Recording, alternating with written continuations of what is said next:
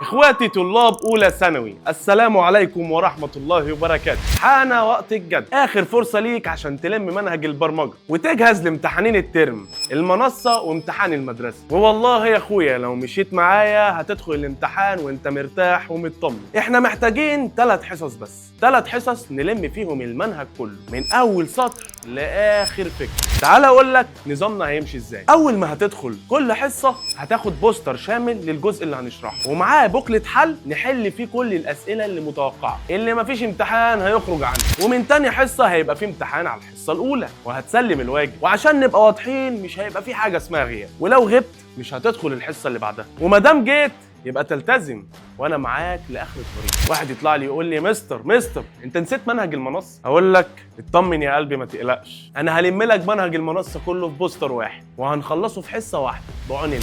يلا مستني ايه؟ لسه متوتر ولسه خايف؟ اجري على الكومنتات عشان تشوف اقرب سنتر ليك. وبدايتنا ان شاء الله هتكون يوم الاربعاء الموافق 10/12. سلام.